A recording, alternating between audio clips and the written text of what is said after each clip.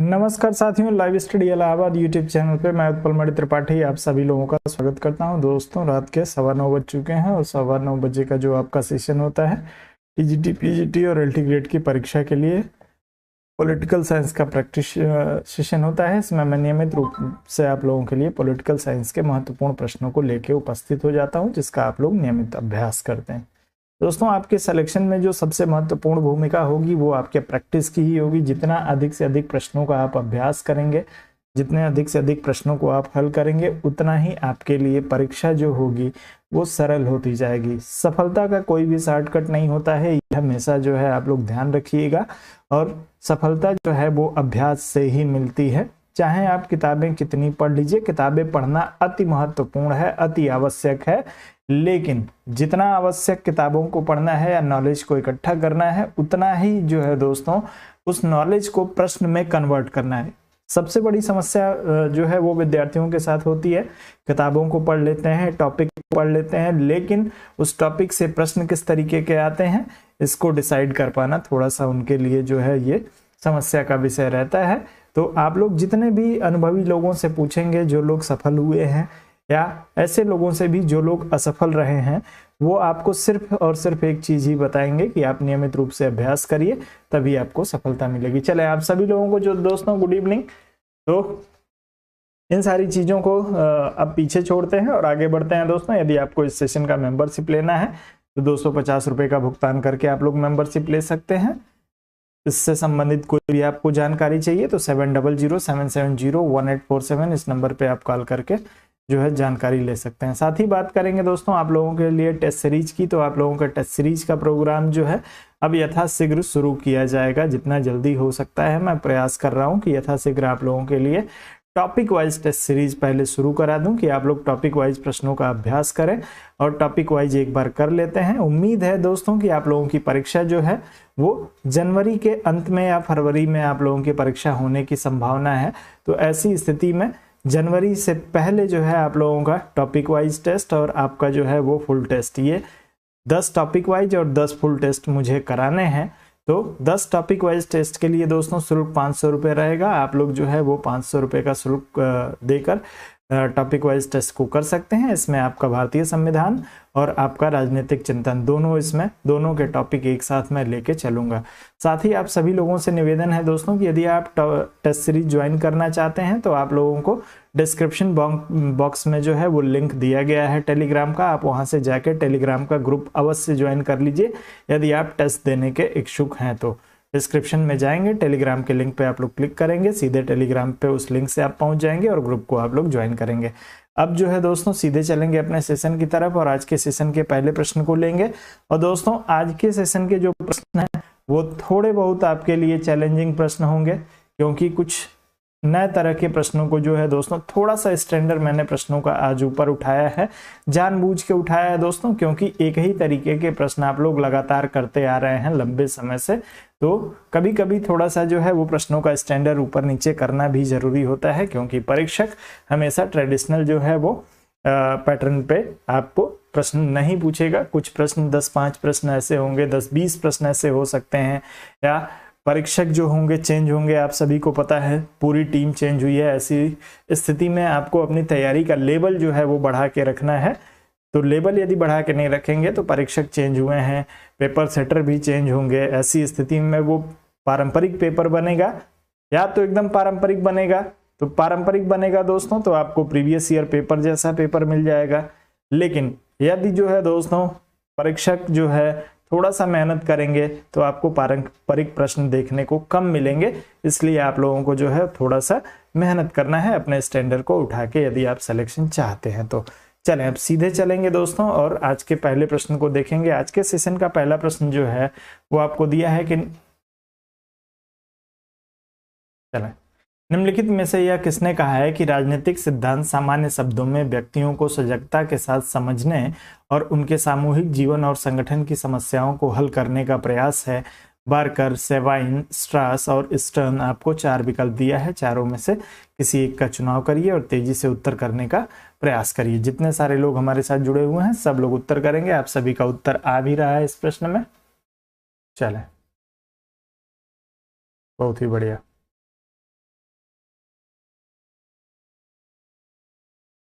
दोस्तों सबसे पहले ही एक चीज आप लोगों को बता दे रहा हूं, प्रश्नों को लेके बिल्कुल भी आप लोग घबराएंगे नहीं। प्रश्न गलत भी होते हैं तो कोई बात नहीं है, प्रश्नों का स्टैंडर्ड थोड़ा सा हाई है, तो ऐसा नहीं है कि आप लोग घबरा जाएंगे कि आज का प्रश्न मुझे आ नहीं रहा है।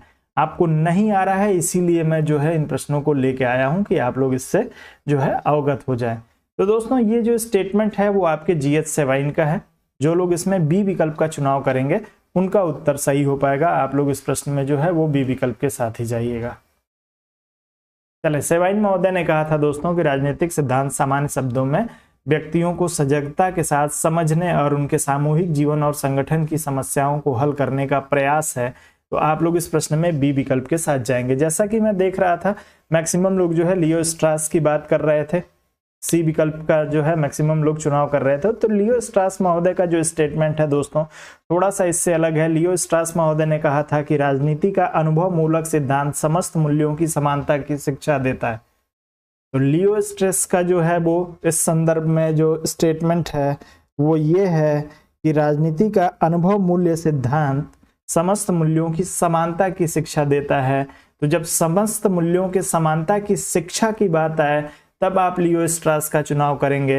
अन्यथा आप जो है, यदि आपसे पूछा जा रहा है कि व्यक्तियों को सजगता के साथ समझने व उनके सामूहिक जीवन और संगठन की समस्याओं को हल करने का प्रयास है, तब आप लोगों को GH सेवाइन का चुनाव करना पड़ेगा। उत्तर आपका जो होगा वो बिल्कुल सही हो जाएगा। आगे बढ़ते हैं, अगले प्रश्न पे चलेंगे। अगला प्रश्न दिया है कि निम्न में से किसने राजनीतिक दर्शन के मृत्यु पर दुख प्रकट किया। उत्तर आप लोगों को करना है दोस्तों, राजनीतिक दर्शन की मृत्यु पर दुख प्रकट करने वाला राजनीतिक विचारक कौन है। रॉबर्ट डॉल, रॉबर्ट डहल को रॉबर्ट डॉल लिखा हुआ है, कोई बात नहीं है। पीटर लासलेट, पीटर विंच और डेविड स्टन, चारों में से जो है आप किसी एक का चुनाव करेंगे और उत्तर तेजी से करेंगे। दोस्तों समय आपका शुरू हो गया है, चले।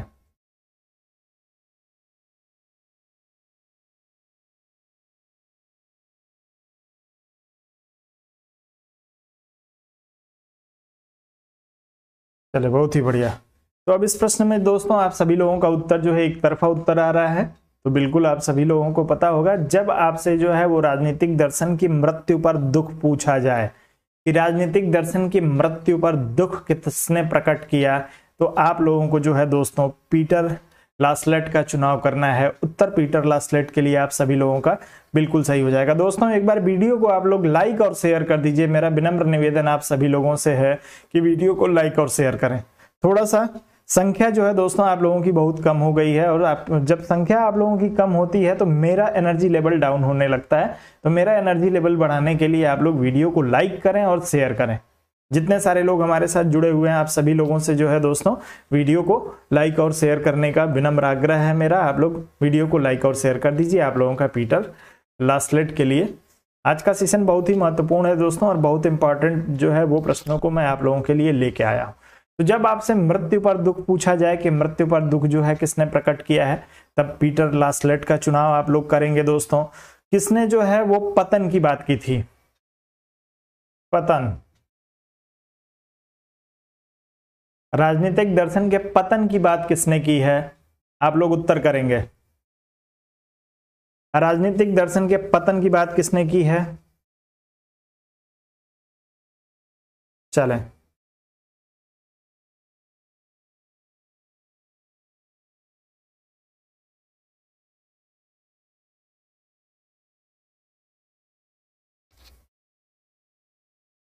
चलो बिल्कुल, राजनीतिक दर्शन के पतन के लिए आप लोगों का उत्तर आना चाहिए।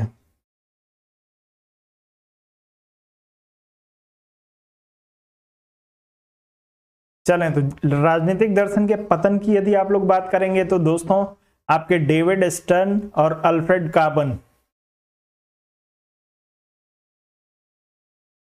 अल्फ्रेड कार्बन और डेविड स्टर्न महोदय जो है वो आपके राजनीतिक दर्शन के पतन की बात करते हैं।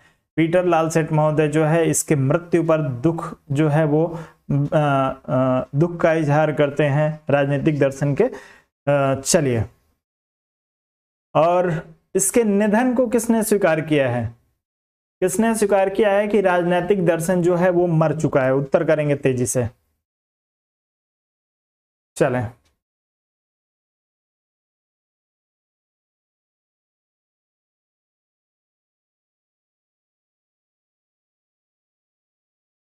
चलें, तो आप लोग ध्यान रखेंगे, दुख पर जो है जब आपसे मृत्यु पर दुख प्रकट करना पूछा जाए, लाल सेट का चुनाव करेंगे। राजनीतिक दर्शन के पतन का चुनाव प्रश्न आपसे पूछा जाए, डेविड स्टर्न या कार्बन का चुनाव करेंगे। जब आपसे ये पूछा जाए कि इसको जो है दोस्तों किसने कहा था कि राजनीतिक दर्शन जो है वो मर चुका है, या राजनीतिक दर्शन के मृत्यु को किसने स्वीकार किया है। मृत्यु पे दुख प्रकट करना और मृत्यु को स्वीकार करना दोनों अलग अलग प्रश्न है दोस्तों, तो इसको आप लोग ध्यान रखिएगा। तो आपके हेराल्ड लासवेल तथा रॉबर्ट डहेल जो हैं, ये दो लोग इसके मृत्यु को स्वीकार करते हैं। तो जब आपसे जो है दोस्तों सिर्फ पूछा जाए मृत्यु, तब आप जो है डहेल, तब आप जो है डहेल का चुनाव करिएगा। चलें जी बिल्कुल, और लासवेल का चुनाव करिएगा।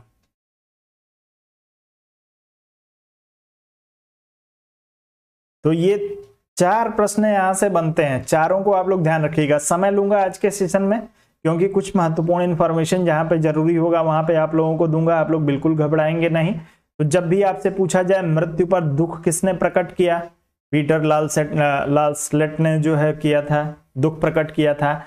इसके राजनीतिक दर्शन के मृत्यु की बात किसने की थी, आपके रॉबर्ट डहेल ने और लासवेल ने की थी। इसके पतन की बात किसने की थी दोस्तों, तो डेविड स्टर्न और कार्बन ने की थी। तो आप लोग ये सारे महत्वपूर्ण प्रश्न है, सीधे सीधे ये पूछे जाएंगे, इन सारी इंफॉर्मेशन को जरूर ध्यान रखिएगा। यदि कुछ नए प्रश्न बनते हैं तो यहां से बनेंगे, ये मेरा दावा है। आगे बढ़ते हैं, अगले प्रश्न पर चलेंगे। अगला आपको दिया है, उत्तर मार्क्सवाद के संदर्भ में निम्नलिखित में से कौन सा विकल्प सही है। आपसे उत्तर मार्क्सवाद पूछा हुआ है दोस्तों, अपना चारों विकल्प को पढ़िए, उत्तर करिएगा। पहला आपको दिया है, श्रमिक वर्ग क्रांतिकारी आंदोलनों में विकसित नहीं हुआ है, आर्थिक वर्ग हित अपेक्षता विचारधारा और राजनीति से स्वायत्त होता है, श्रमिक वर्ग समाजवाद में अपनी आधारभूत स्थिति को बनाए नहीं रख पाता है, और चौथा दिया है उपयुक्त सभी। सही विकल्प का चुनाव आप लोगों को करना है, तेजी से आप लोग अपना उत्तर चुनने का प्रयास करिएगा। चले,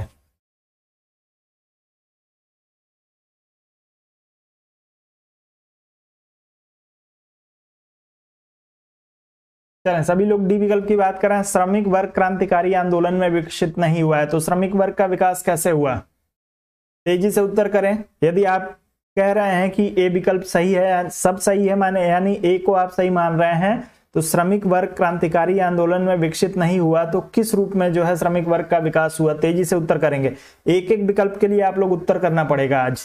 आज तेजी से नहीं लेके चलूंगा, थोड़ा धीरे लेके चलूंगा।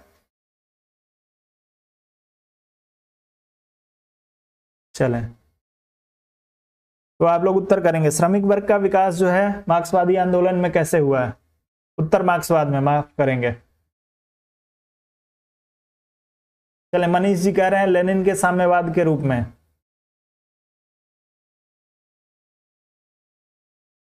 चले, ममता जी कह रहे हैं हमने यही पढ़ा है। तो दोस्तों आप लोग ध्यान रखेंगे कि जब आपसे पूछा जाए कि श्रमिक वर्ग की उत्पत्ति कैसे हुई है, तो दोस्तों श्रमिक वर्ग की उत्पत्ति का जो संबंध है, यदि आपने मार्क्सवाद को बहुत अच्छे से पढ़ा होगा तो आसानी से आप समझ सकते हैं कि पूंजीवाद के जन्म के कारण पहले जो है दोस्तों समाज को हम लोग देखते हैं। सबसे पहली जो व्यवस्था है कृषि प्रधान व्यवस्था, उसको हम लोग क्या कहते हैं, कृषि प्रधान व्यवस्था को हम लोग जो है वो कहते हैं सामंतवाद।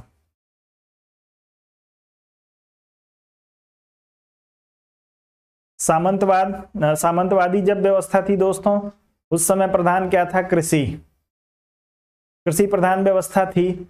जब सामंतों के पास पैसा धीरे धीरे इकट्ठा हो गया और आपके जो है वो वैज्ञानिक उपकरणों का विकास हुआ या औद्योगिकरण का जब विकास यूरोप में शुरू हुआ दोस्तों, तो ये सामंतवाद किस में बदला, पूंजीवाद में।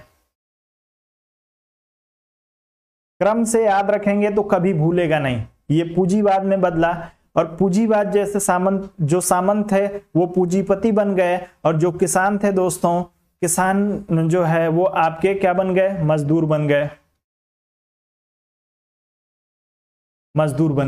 इस पूंजीवाद की वजह से एक और व्यवस्था का जन्म हुआ था दोस्तों,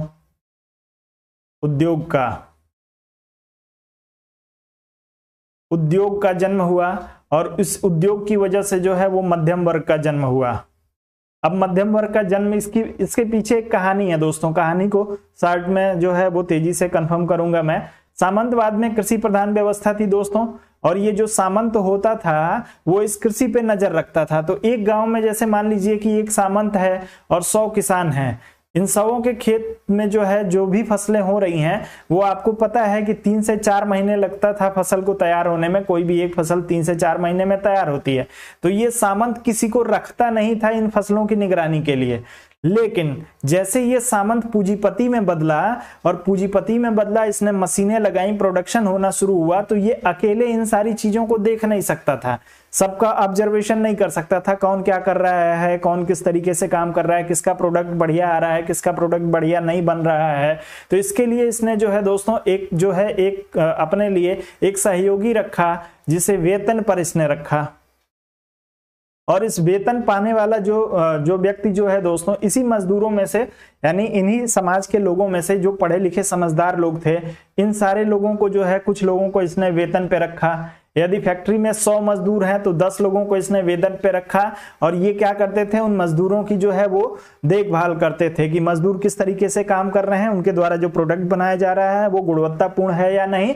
और यही वेतन वाला जो हिस्सा तबका था दोस्तों, ये वेतन वाला हिस्सा जो हुआ वो उसे मध्यम वर्ग कहा गया। तो आप लोग ध्यान रखेंगे, पूंजीपति, मध्यम वर्ग और किसान, ये किस किस तरीके से इनका जन्म होता है वो आपको राजनीतिक दर्शन, जब भी आपने किसी से पढ़ा होगा या किताब पढ़ी होगी तो आपको ये सारी चीजें वहां पे हो सकता है किसी ने समझाई हो। तो आप लोग इस चीज को ध्यान रखेंगे, मध्यम वर्ग का जन्म हो गया, पूंजीपति हो गया और किसान। तो जब भी आपसे पूछा गया है, यहाँ पे दिया गया है कि श्रमिक वर्ग क्रांतिकारी आंदोलन में विकसित नहीं हुआ था, तो ये स्टेटमेंट बिल्कुल सही है, क्योंकि श्रमिक वर्ग का जो है दोस्तों विकास हुआ है वो पूंजीवाद के परिणाम स्वरूप हुआ है, न कि क्रांतिकारी आंदोलन के परिणाम स्वरूप। तो आपका ये स्टेटमेंट जो होगा बिल्कुल सही हो जाएगा। आर्थिक वर्ग हित अपेक्षाया विचारधारा और राजनीति से स्वायत्त होता है। जी बिल्कुल, आर्थिक वर्ग का जो है हित जो होता है वो विचारधारा और राजनीतिक जो है वो स्वायत्त होता है राजनीति से, बिल्कुल सही दिया हुआ है। श्रमिक वर्ग समाजवाद में अपनी आधारभूत स्थिति को बनाए नहीं रख पाता है, बिल्कुल अपनी आधारभूत स्थिति को नहीं बनाए रखता है। रिसेशन के साथ जो है दोस्तों इसका संबंध है, इसकी स्थिति में उतार चढ़ाव जो है हमेशा आता रहता है। तो आपका उपयुक्त जो चारों विकल्प है वो बिल्कुल सही हो जाएगा। चलें, राम बहादुर सिंह बरेली से कह रहे हैं सर मेरा नेट क्लियर हो गया, चलिए बहुत बहुत बधाई। चलें, जिन लोगों का नेट क्लियर हुआ है उन सभी लोगों को ढेर सारी शुभकामना, बहुत बहुत बधाई आप लोगों को। अगला प्रश्न, लेनिन की पार्टी इस रूप में संरचित थी कि कुछ लोग अभिजात तथा बौद्धिक और नैतिक रूप से श्रेष्ठ होकर अल्पमत श्रमिक वर्ग का महत्वपूर्ण हिस्सा और कर्णधार बन सके। निम्नलिखित में से यह किसने कहा है? मैकफर्सन, मैकलिनन, लीलन, सेवाइन और मिलीबैंड, चारों में से किसी एक का चुनाव करिए। चलें तेजी से करिए दोस्तों, वीडियो को लाइक शेयर करें सभी लोग। अभी भी बहुत सारे लोग ऐसे हैं जिन्होंने वीडियो को जो है वो लाइक नहीं किया है, तो आप लोग तेजी से करेंगे, वीडियो को लाइक करेंगे।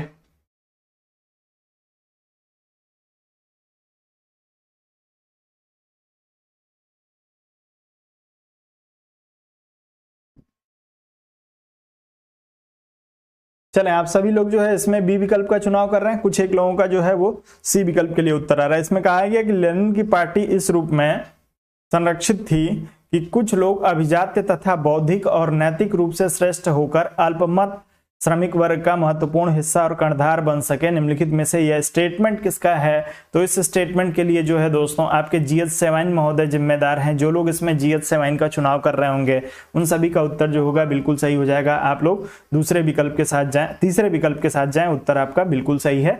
जो लोग सी विकल्प की बात कर रहे हैं, बी विकल्प के लिए नहीं। और दोस्तों इस स्टेटमेंट को नोट डाउन जरूर करिएगा, आप लोगों के फायदे के लिए बता रहा हूं, ये सारे स्टेटमेंट बहुत ही महत्वपूर्ण है। आगे बढ़ते हैं, श्रेष्ठ परिषद का उल्लेख प्लेटो ने किसमें किया है? आप लोगों को उत्तर करना है। द रिपब्लिक, स्टेटमेंट, द लाज, इनमें से कोई नहीं। उत्तर करेंगे तेजी से। श्रेष्ठ परिषद, नेक्टोरल काउंसिल, उत्तर करेंगे तेजी से।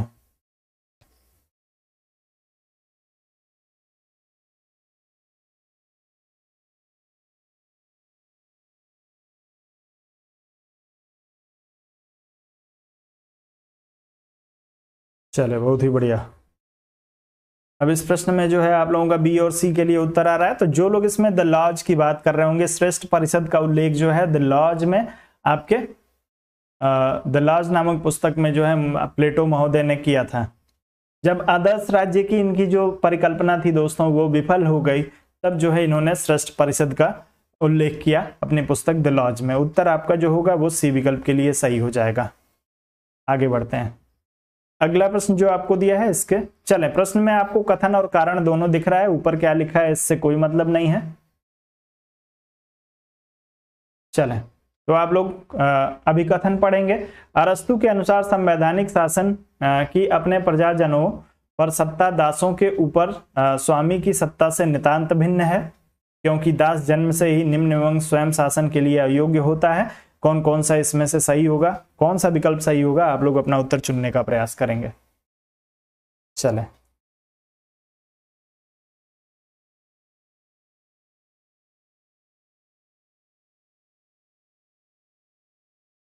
अरस्तु के अनुसार संवैधानिक शासक की अपने प्रजाजनों पर सत्ता दासों के ऊपर स्वामी की सत्ता से नितांत भिन्न है।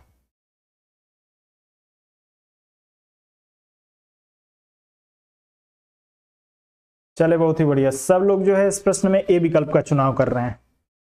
प्रश्न को आप लोग ठीक से समझ रहे हैं तो बहुत ही अच्छी बात है दोस्तों।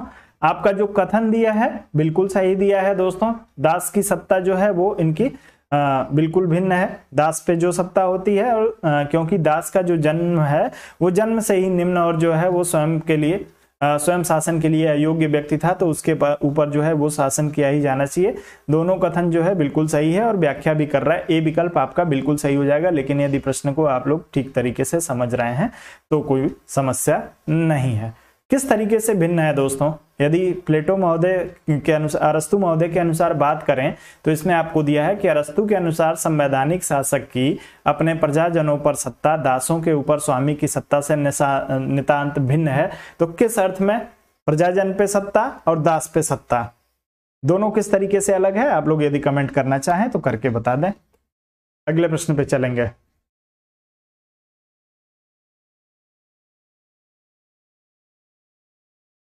चलें, थोड़ा सा सीरियस रहें आप लोग। आप सभी लोगों को जो है दोस्तों मेरा सुझाव रहेगा कि आज के सेशन में थोड़ा सा सीरियस रहें, कंसंट्रेट होकर आप लोग जो है दोस्तों प्रश्नों को देखें और उत्तर करें। ना आप लोग खुद डिस्ट्रैक्ट हो और ना मुझे डिस्ट्रैक्ट करें। बस ये जो है आप लोगों के लिए, आप ही लोगों के लिए बोल रहा हूं, इसमें कोई मेरा जो है वो व्यक्तिगत जो है वो फायदा नहीं है।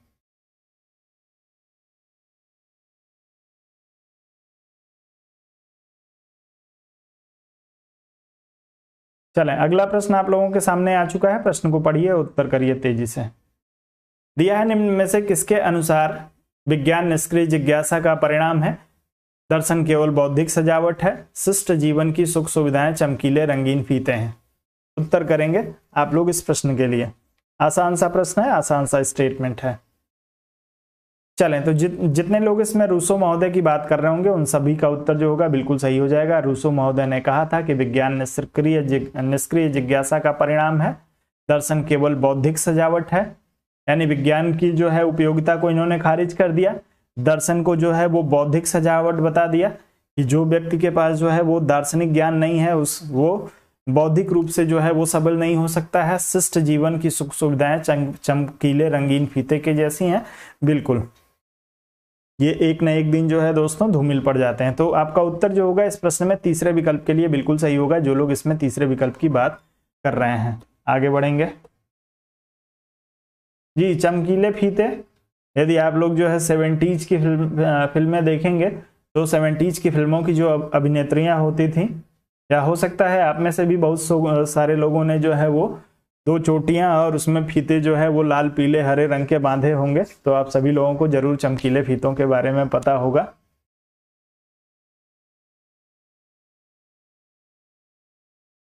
चलेंगे अगला प्रश्न। निम्न में से कौन सा तथ्य मार्क्सवाद के अलगाव के सिद्धांत के संदर्भ में सत्य नहीं है। आप लोगों को बताना है मार्क्सवाद का अलगाव का सिद्धांत जो दिया है उसके बारे में कौन सा सत्य नहीं है। चले,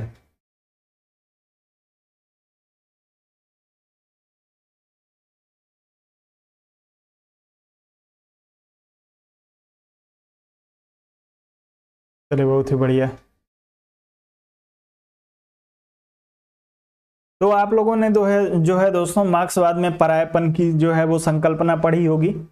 उसी को, परायपन की जो संकल्पना है उसी को हम लोग अलगाववाद भी कहते हैं। इसे अलगाव के सिद्धांत के नाम से भी जाना जाता है, माफ करेंगे अलगाववाद नहीं, अलगाव के सिद्धांत के नाम से। और जो है दोस्तों इसमें उत्पाद से अलगाव, श्रम कार्यों से अलगाव, व्यक्ति से व्यक्ति का अलगाव होता है, व्यक्ति का समाज से अलगाव होता है। व्यक्ति जो है, यहाँ तक कि रूसो ने जो है यहाँ तक मान लिया था कि पूंजीवाद के परिणाम स्वरूप जो है व्यक्ति अपने आप से भी दूर हो जाता है। तो आप लोग ध्यान रखेंगे, सिर्फ प्रजाति मात्र से अलग नहीं होता है। अलगाव यहाँ पे दिया है, प्रजाति मात्र शब्द दे दिया है, तो आप लोगों को ध्यान रखना है सिर्फ प्रजाति मात्र नहीं, अपनी प्रजाति से भी अलग होता है, अपने समाज से भी अलग होता है, इवन अपने आप से भी अलग हो जाता है। चले, तो आपका इस प्रश्न में जो होगा तीसरा विकल्प ही सही होगा, क्योंकि सत्य नहीं है पूछा है, सिर्फ प्रजाति मात्र नहीं, सभी चीजों से अलग होता है। किसने अलग किया था? पूंजीवाद ने। अब पूंजीवाद ने कैसे अलग किया?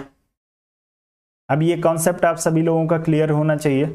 चलिए, उम्मीद है आप सभी लोगों का कॉन्सेप्ट क्लियर भी होगा कि पूंजीवाद ने जो है ये अलगाव कैसे पैदा किया था। अब इस पे बहस करूंगा तो समय ज़्यादा लगेगा, और समय लगेगा तो आप में से बहुत सारे लोगों को जो है वो देखता हूँ समय की वजह से यदि कुछ नॉलेज की बात करने लगता हूँ तो उनको लगता है कि बकवास हो रही है। चलिए, निम्न में से यह किसका विचार है कि गांधी ने सत्याग्रह को नहीं बनाया बल्कि सत्याग्रह ने गांधी को महात्मा बना दिया?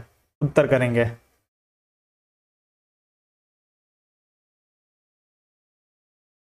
चलें, उत्तर तेजी से करेंगे। क्या बात है, अभी भी बहुत सारे लोग जो हैं वीडियो को लाइक नहीं कर रहे हैं। कोई वाद विवाद मुकदमा है हमसे तो क्लियर करा लीजिए, आज सुलह कर लूंगा, मूड में हूँ। वीडियो जो है आप लोग, कोई लंबा यदि आपका वाद विवाद हो, कोई मुकदमा लंबा हमसे चल रहा हो तो उसको आज आप लोग जो है वो निपटा लीजिए। चलें, निम्नलिखित में से किसका विचार है कि गांधी ने सत्याग्रह को नहीं बनाया बल्कि सत्याग्रह ने गांधी को महात्मा बना दिया? आप लोगों को उत्तर करना है। चले, बहुत ही बढ़िया। जो लोग आर दिवाकर की बात कर रहे हैं उन सभी का उत्तर जो होगा बिल्कुल सही हो जाएगा। आर दिवाकर का स्टेटमेंट है दोस्तों, आप लोगों को इसको याद रखना है, कई बार ये पूछा जा चुका है। तो आपका उत्तर ए विकल्प के लिए बिल्कुल सही हो जाएगा। जितने सारे लोग ए विकल्प के साथ जाएंगे उन सभी का उत्तर बिल्कुल सही होगा। आगे बढ़ते हैं, अगले प्रश्न पे चल देंगे। अगला प्रश्न दिया है कि निम्नलिखित में से किस देश में नरेंद्र नाथ भट्टाचार्य मानवेंद्र नाथ राय के नाम से बस गए? नरेंद्र नाथ भट्टाचार्य नाम परिवर्तित करके मानवेंद्र नाथ राय के नाम से किस देश में बसे थे? आपको जावा, संयुक्त राज्य अमेरिका, जर्मनी और मैक्सिको दिया हुआ है। किसी एक विकल्प का चुनाव करिए, तेजी से उत्तर करिएगा। चलें,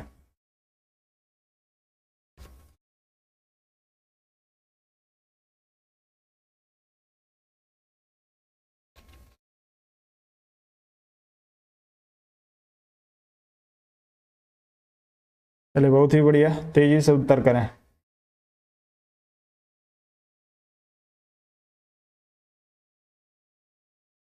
चलें, कई सारे विकल्प आप लोगों के आ रहे हैं इस प्रश्न में।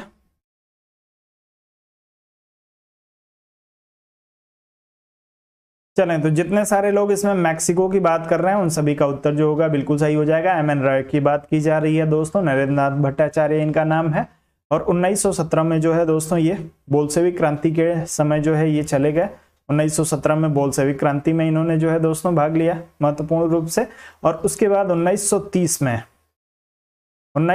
में ये पुनः भारत जो है दोस्तों आते हैं और नव मानववाद या न्यू ह्यूमनिज्म की जो थियरी है उसको देते हैं। तो आप लोग ध्यान रखिएगा, 1917 में मैक्सिको में जाके एमएन रॉय के नाम से ये बसेंगे और उसके बाद से 1930 में भारत आएंगे और इनका जो सिद्धांत है उसे नव मानववाद या न्यू ह्यूमनिज्म के नाम से जाना जाता है। उत्तर चौथे विकल्प के लिए सही है। अगले प्रश्न पे चलते हैं। अगला दिया है, निम्न में से किसने कहा है कि जेल में भगवान उसके सामने प्रकट हुए, उसने गीता दी, उसे गीता दी और उसको सनातन धर्म के सरल सत्यों का बोध करवाया या कराया? चलें, विवेकानंद, महात्मा गांधी, अरविंद घोष, सावरकर, चारों में से एक को चुनिए और तेजी से उत्तर करने का प्रयास करिएगा। जेल में भगवान उसके सामने प्रकट हुए, उसे गीता दी और उसको सनातन धर्म के सरल सत्यों का बोध कराया। किसने कहा है?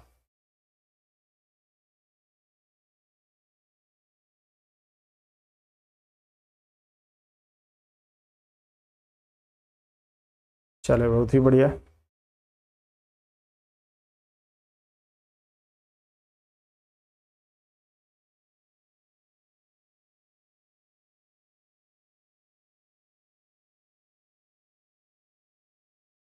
चलें, तो जो लोग इसमें अरविंद घोष की बात कर रहे होंगे उन सभी का उत्तर जो होगा बिल्कुल सही हो जाएगा। चलें, अरविंद घोष महोदय का स्टेटमेंट है दोस्तों कि जेल में भगवान उसके सामने प्रकट हुए। कौन कह रहा है, किसके लिए कह रहा है? एमएन जो है अरविंद घोष कह रहे हैं। किसके लिए कह रहे हैं, एक बार तेजी से कमेंट करके उत्तर करिएगा। सामने प्रकट हुए, उसे गीता दी और उसको सनातन धर्म के सरल सत्यों का बोध करवाया। चलें, किसके लिए कह रहे हैं आप लोग उत्तर करिएगा। अरविंद घोष महोदय का कथन है, पूछा है किसने कहा है, तो किसके लिए कहा है? चलें, मनीष जी कह रहे हैं गांधी जी के लिए।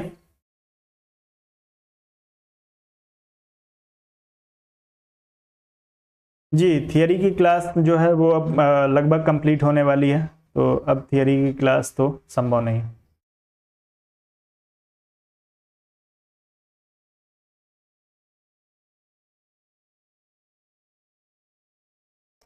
चलें, आप सभी लोग जो है दोस्तों दिमाग जो है अपने सही स्थान पर रखिए, स्टेटमेंट को पढ़िए और उसके बाद भी आप समझिए। कहा है कि जेल में भगवान उसके सामने प्रकट हुए, उसे गीता दी और उसको जो है सनातन धर्म के सरल सत्यों का बोध कराया। ये अपने ही बारे में कह रहे हैं। जब इनसे जो है दोस्तों अपने बारे में इन्होंने स्वयं कहा है कि भगवान ने मुझे जेल में क्या दी, गीता दी और मुझे जो है सनातन धर्म के सरल सत्यों का बोध करवाया, तो अपने आप के बारे में इन्होंने कहा है, अपना वृत्तांत बताया है और उसी इनके अपने व्यक्तिगत वृत्तांत का ये स्टेटमेंट है। तो आप लोग इसमें जो है सी विकल्प के साथ जाइएगा, किसी और के बारे में इन्होंने नहीं कहा है। मैं जान रहा था कि आप लोग महात्मा गांधी का चुनाव करेंगे, इसीलिए मैंने पूछा था जानबूझ के। चलिए, कोई बात नहीं है, गलती यहां पे करवाऊंगा तो परीक्षा में आपसे गलती नहीं होगी। चले, अगले प्रश्न। तुलनात्मक राजनीति किसका अध्ययन है? संस्थाओं और कार्यों का, सब प्रकार की राजनीतिक गतिविधि का, सरकारी व गैर सरकारी एवं समस्त राजनीतिक घटनाओं का, राजनीतिक प्रक्रियाओं का, तुलनात्मक राजनीति जांच की तकनीकों एवं प्रविधियों का।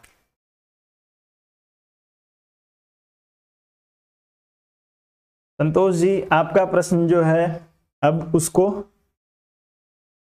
बिल्कुल मिले होंगे तभी जो है कहा होगा।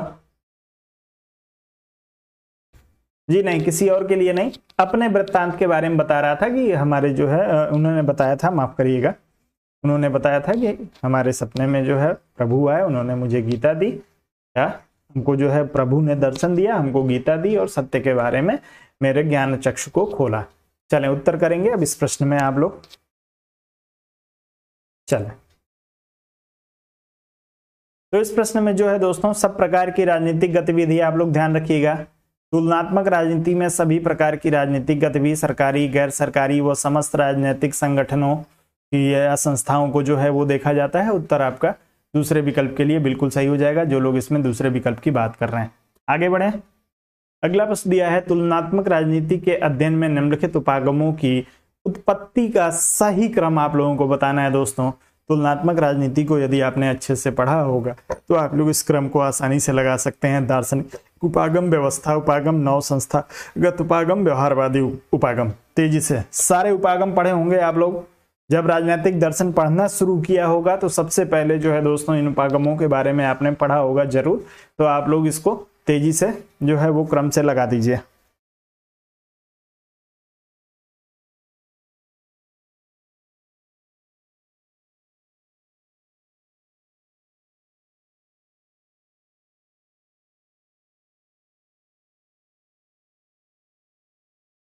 चलिए, अब इस प्रश्न में जो है सी विकल्प के लिए उत्तर आ रहा है, कुछ दोस्तों का बी विकल्प के लिए उत्तर आ रहा है। चले,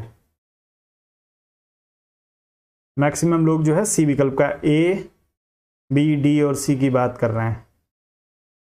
चलें तो सबसे पहले जो है दोस्तों यूनानी परंपरा से शुरुआत होती है किसकी? दार्शनिक उपागम की। तो आपका ए आ जाएगा सबसे पहले। दार्शनिक उपागम के बाद से जो है दोस्तों ये लंबे समय तक प्रक्रिया चलती रहती है, इसमें कोई सुधार नहीं होता है। और आपके जो है दोस्तों डेविड स्टन महोदय आते हैं और डेविड स्टन महोदय जो है वो आपके व्यवहारवादी उपागम की शुरुआत करवाते हैं। तो व्यवहारवादी उपागम किस में दिया हुआ है? व्यवहारवादी उपागम जो है आपके डी पे दिया है। व्यवहारवादी उपागम के बाद से जो है दोस्तों आपके व्यवस्था उपागम की शुरुआत होती है। तो आपका बी विकल्प यहाँ पे जो होगा बी आ जाएगा। और आपके व्यवस्था उपागम के बाद से नव संस्थागत उपागम जो है एक नवीन संरचना है, तो आपका सी आ जाएगा। तो आप लोग देख लीजिए ए, डी, बी और सी, यदि इसमें से कम आप दो को समझ जाते हैं आसानी से, दार्शनिक उपागम और व्यवहारवादी उपागम, उतने से आपका प्रश्न बन जाना चाहिए। जी बिल्कुल बन जाएगा, ए और डी। तो आपका सबसे पहले दार्शनिक उपागम की शुरुआत प्लेटो और अरस्तु से होती है। व्यवहारवादी उपागम की शुरुआत जो होती है दोस्तों आपके डेविड स्टन महोदय, इसमें जो है वो सुधार करते हैं। और उसके बाद से व्यवस्था उपागम, ये आपके जो है दोस्तों नवीन संकल्पनाएं हैं, व्यवस्था उपागम और नव संस्थागत उपागम। तो इसके अनुसार आप क्रम से लगाएंगे, दूसरा विकल्प आपका सही हो जाएगा। आगे बढ़ते हैं, अगले प्रश्न पे चलेंगे। और अगले प्रश्न के लिए मुझे थोड़ा सा प्रश्न को सॉर्ट करना पड़ेगा क्योंकि प्रश्न जो है वो थोड़ा सा लंबा चौड़ा है। चले मैं प्रश्न को आप लोगों के लिए पढ़ के जरूर सुना दूंगा यदि आप लोगों को देखने में समस्या हो। चलिए पहले प्रश्न को आप लोग पढ़ लीजिए, उसके बाद से विकल्प देख लेंगे। पहले प्रश्न को पढ़िए। प्रश्न दिया है कि निम्नलिखित में से कौन से कथन भारत के उपराष्ट्रपति और अमेरिका के उपराष्ट्रपति के लिए सही हैं? भारत और अमेरिका दोनों के उपराष्ट्रपति के लिए सही कथन का चुनाव आपको करना है, जिसमें पहला जो है वो कथन दिया है दोनों उपराष्ट्रपति चुने हुए हैं, सही है या गलत। दूसरा दिया है दोनों अपने अपने देशों के उच्च सदनों के सदस्य नहीं हैं। तीसरा आपको दिया है दोस्तों दोनों उपराष्ट्रपति अपने संबंधित देश के सदनों के सदस्य नहीं हैं। दोनों को मत संतुलन की स्थिति में निर्णायक मत देने का अधिकार नहीं है। अब आपको बताना है इसमें से कौन कौन सा जो है वो सही होगा और कौन कौन सा गलत होगा। तो आप लोग सोच समझ के अपना उत्तर चुनने का प्रयास करिए, एक एक करके बताइए, एक एक करके आप लोग बताते जाइए।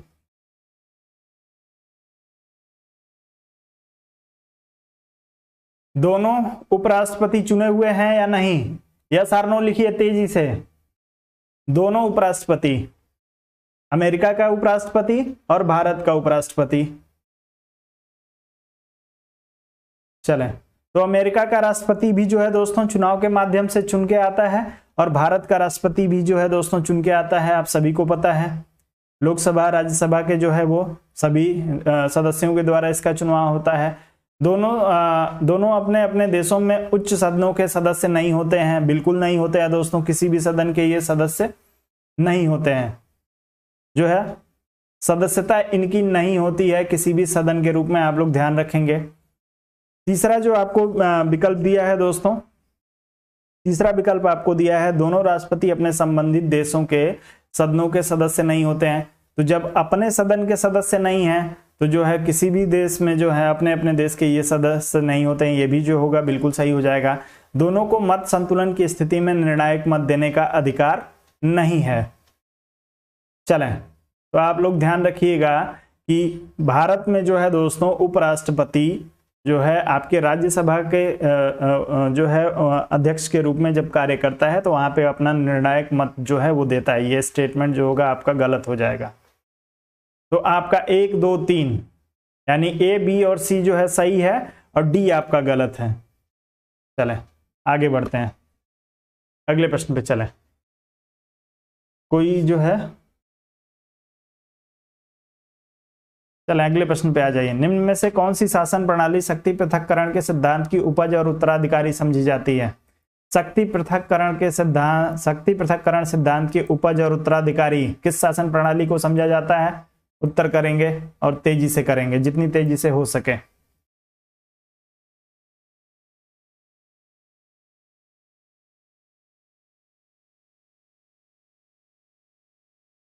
चलें तो अब इस प्रश्न में भी देख रहा हूं आप लोगों का उत्तर आ रहा है। थोड़ा सा वीडियो को शेयर करिए, आप लोग अभी भी शेयर नहीं कर रहे हैं और लाइक भी नहीं कर, बहुत सारे लोग जो हैं दोस्तों वीडियो को लाइक नहीं कर रहे हैं, तो आप लोग लाइक करिए। चलें, शक्ति पृथक्करण सिद्धांत का जो जन्म होता है दोस्तों आपके अमेरिका से होता है, तो आपको सोचना ही नहीं है, उत्तर आपका बी विकल्प के लिए बिल्कुल सही हो जाएगा। शक्ति पृथक्करण अमेरिका के जो है दोस्तों अध्यक्षीय शासन प्रणाली का एक महत्वपूर्ण गुण है, तो आप लोग जरूर इसको ध्यान रखेंगे, आपका यूएसए या अमेरिका सही हो जाएगा। आगे बढ़ेंगे, अगला प्रश्न दिया, निम्न में से संयुक्त राज्य संघ के संविधान के किस अनुच्छेद द्वारा राष्ट्रपति को कार्यकारी शक्ति दी गई है? राष्ट्रपति को कार्यकारी शक्ति जो है वो किस अनुच्छेद द्वारा दी गई? अनुच्छेद 1, अनुच्छेद 2, अनुच्छेद 3, अनुच्छेद 4। अमेरिकी राष्ट्रपति से जो है दोस्तों अनुच्छेद पूछे गए हैं 1-2 बार, तो आप लोग जो पूछे जाते हैं उन प्रश्नों को मैं आप लोगों को कई बार करा भी चुका हूं। यदि अभी तक आपने नोट नहीं किया है तो जरूर नोट कर लीजिएगा, क्योंकि भारत के संविधान का अनुच्छेद तो हो सकता है आप लोग याद कर लें, लेकिन अमेरिका के संविधान का अनुच्छेद जो है आप लोग स्किप करके चले जाएंगे, और एक भी प्रश्न यदि पूछ लिया गया तो आसानी से ये सारे जो है 4-5 प्रश्न हैं जो पूछे जाते हैं आर्टिकल वाले अमेरिका के संविधान से, उन सभी प्रश्नों को मैं अलग अलग सेशन में, किसी दिन एक ही सेशन में सारे प्रश्नों को करा दूंगा कि आप लोगों को कभी भी समस्या ना हो। हालांकि कराया भी है, यदि आप लोग अमेरिकी संविधान वाला वीडियो देखेंगे जिसमें मैंने आप लोगों को अमेरिकी संविधान कराया, उसमें एक ही जो है वीडियो में सारा कराया है मैंने, तो आप लोग उत्तर करिए। संयुक्त राज्य संघ के संविधान के में जो है राष्ट्रपति की कार्यकारी शक्तियां आपसे पूछी गई हैं और आप लोगों को उत्तर करना है दोस्तों। तो इस प्रश्न में जो है वो बात कर रहे होंगे, तो कार्यकारी शक्तियां जो है भारतीय अमेरिकी संविधान के अनुच्छेद 2 में दी हुई हैं। आपका उत्तर जो होगा अनुच्छेद 2 के लिए बिल्कुल सही हो जाएगा, जो लोग अनुच्छेद 2 की बात कर रहे होंगे। जी बिल्कुल जी, प्रतिष्ठा जी करवा दूंगा। संयुक्त राष्ट्र संघ दिया तो है, यूएसए हो या संयुक्त राष्ट्र संघ हो, क्या फर्क पड़ता है? संयुक्त राष्ट्र संघ जो है वो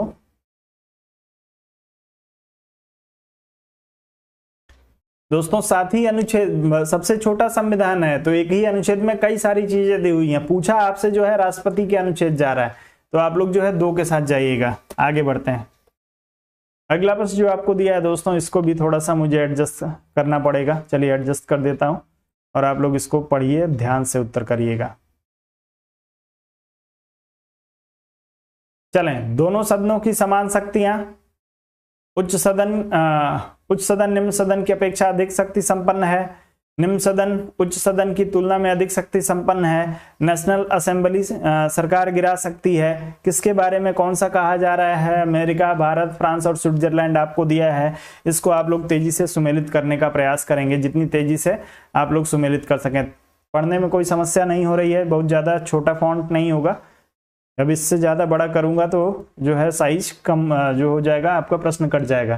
तो आप लोग इसको सुमेलित करिए। दोनों सदनों की समान शक्ति जो है वो किस देश में है? उच्च सदन निम्न सदन की अपेक्षा अधिक शक्ति संपन्न कहाँ पे है? निम्न सदन उच्च सदन की अपेक्षा जो है अधिक शक्ति संपन्न कहाँ पे है? नेशनल असेंबली जो है वो सरकार कहाँ पे गिरा सकती है? तो आप लोग उत्तर करेंगे। सी विकल्प के लिए धड़ाधड़ आप लोगों का उत्तर आना शुरू हो गया है, बहुत ही बढ़िया, तेजी से उत्तर करिए, सभी लोग उत्तर कर लीजिए, सब लोग उत्तर करें। चलें, कुछ एक लोग जो है ए विकल्प का भी चुनाव कर रहे हैं, कुछ लोग सी विकल्प का चुनाव कर रहे हैं, कुछ एक दोस्तों का बी विकल्प के लिए उत्तर आने लगा है। चलें,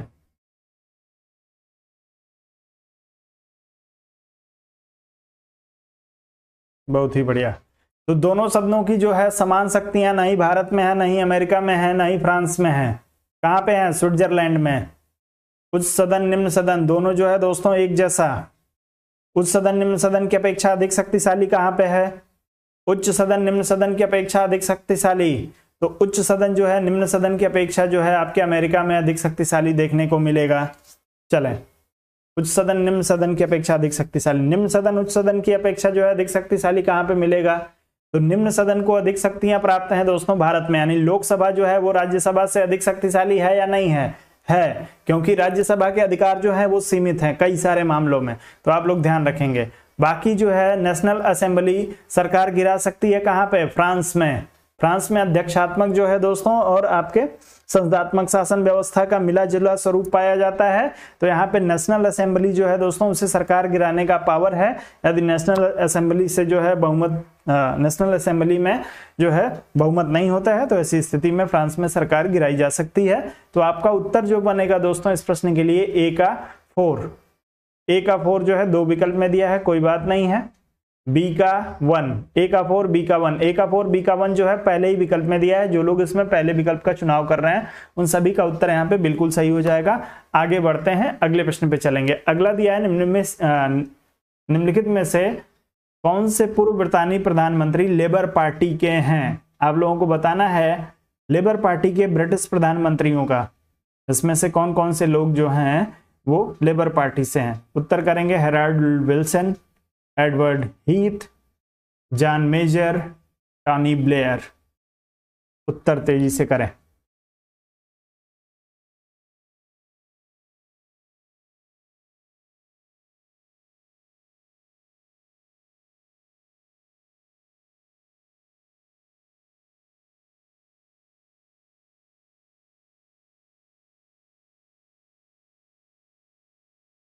ब्रिटेन की दोनों पार्टियों का नाम बता दीजिए, तेजी से उत्तर करिए। ब्रिटेन की दोनों पार्टियों का नाम बताइए। इस प्रश्न को पूछने का जो उद्देश्य था, कई सारे उद्देश्य थे इस प्रश्न को पूछने के लिए, तो आप लोग पहले तो दोनों पार्टियों के नाम बता दीजिए। चलिए मैं आपको उत्तर बता दे रहा हूं, हेराल्ड विल्सन और टॉनी ब्लेयर। नहीं, माफ करेंगे, टॉनी ब्लेयर नहीं, हेराल्ड विल्सन महोदय और आपके जॉन मेजर महोदय, ये जो है दोस्तों आपके लेबर पार्टी के जो है ये दोनों लोग रहे हैं। तो आपका इस प्रश्न में, चलें तुक्का लगा देती हूं। चलिए मनीष जी का उत्तर आया है लेबर पार्टी और कंजर्वेटिव पार्टी। बिल्कुल सही दोस्तों, मनीष जी का उत्तर जो है बिल्कुल यहाँ पे सही आ रहा है। मनीष जी जो है लेबर पार्टी और कंजर्वेटिव पार्टी की बात कर रहे हैं। इस प्रश्न में मैं बात कर रहा था आपसे, लेबर पार्टी पूछा हुआ है। तो दोस्तों लेबर पार्टी में जो है हेराल्ड विल्सन क्लियर है बिल्कुल, और टॉनी ब्लेयर भी जो है दोस्तों आपके लेबर पार्टी के ही थे। हीथ और मेजर जो है दोस्तों ये कंजर्वेटिव पार्टी से संबंध रखने वाले लोग हैं। तो आपका उत्तर जो होगा ए और डी के लिए सही हो जाएगा। ए और डी जो है आपको ए विकल्प में दिया है। हेराल्ड विल्सन महोदय और टॉनी ब्लेयर, ये दोनों लोग जो है आपके लेबर पार्टी से संबंधित हैं, और एडवर्ड हीथ और जो है जॉन मेजर जो है ये आपके कंजर्वेटिव पार्टी से जो है वो संबंधित हैं। तो आप लोग इसको ध्यान रखेंगे। आप लोगों को ध्यान रखना है दोनों पार्टियों का नाम। आगे बढ़ते हैं, अगले प्रश्न पे चलेंगे। प्रश्न अगला दिया है, अमेरिका के उच्चतम न्यायालय के न्यायाधीश अपने पद पर कब तक बने रहते हैं। कब तक जो है दोस्तों उच्चतम न्यायालय के न्यायाधीश अमेरिका में अपने पद पर बने रह सकते हैं। आप लोगों को बताना है 65 वर्ष की आयु तक, 70 वर्ष की आयु तक, 75 वर्ष की आयु तक, मृत्यु होने अथवा त्यागपत्र दिए जाने अथवा कांग्रेस द्वारा हटाए जाने तक। तेजी से किसी एक विकल्प का चुनाव करिए और उत्तर करिएगा।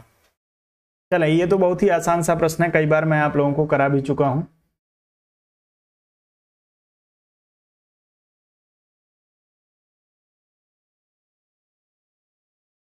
चले बहुत ही बढ़िया। तो जो है दोस्तों आजीवन जो होता है ये आजीवन रहता है। यहाँ पे जो उच्चतम न्यायालय यानी सुप्रीम कोर्ट का जो न्यायाधीश है दोस्तों वो आजीवन रहता है, रिटायर नहीं होता है। हाँ, उसको जो है दोस्तों यदि वो त्यागपत्र दे रहा है या कांग्रेस उसे जो है वो हटा देती है तभी वो हटेगा। आयु सीमा का निर्धारण जो है आपको अमेरिका में देखने को नहीं मिलेगा। भारत में है दोस्तों, भारत में सुप्रीम कोर्ट का जज कितने वर्ष में रिटायर होता है। हाई कोर्ट और सुप्रीम कोर्ट, हाई कोर्ट और सुप्रीम कोर्ट के लिए दोनों के लिए उत्तर करिए। हाई कोर्ट का जज के रिटायर होने की आयु जो है वो कितनी है और सुप्रीम कोर्ट के जज के रिटायर होने की आयु कितनी है। तेजी से उत्तर करें। अधिकतम आयु मैं बस आपसे पूछ रहा हूं। चलें बहुत ही बढ़िया। तो हाई कोर्ट का जो न्यायाधीश होता है दोस्तों वो 62 वर्ष, और सुप्रीम कोर्ट की जो आयु सीमा अधिकतम है वो 65 वर्ष है। अमेरिका में इसका कोई उल्लेख नहीं है, जब तक चाहे वो तब तक रह सकता है अपने मृत्यु के पूर्व तक। आपका उत्तर जो होगा बिल्कुल सही हो सकता है। बस दो चीजें आपको ध्यान रखनी है, या तो वो त्यागपत्र दे के अपने पद से हट सकता है या कांग्रेस उसे हटा दे। चलें तो उत्तर आपका सही हो जाएगा। आगे बढ़ते हैं अगले प्रश्न पे।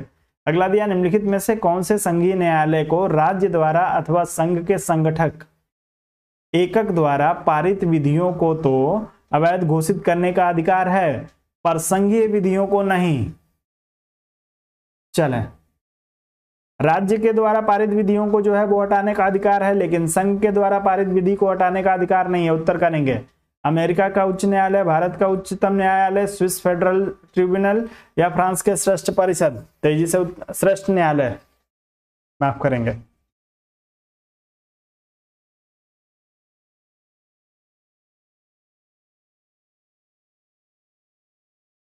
चलें तेजी से उत्तर करेंगे इस प्रश्न के लिए। डी विकल्प के लिए आप लोगों का उत्तर आना शुरू हो गया है, बहुत ही बढ़िया। डी विकल्प के लिए उत्तर आ रहा है मैक्सिमम लोगों का।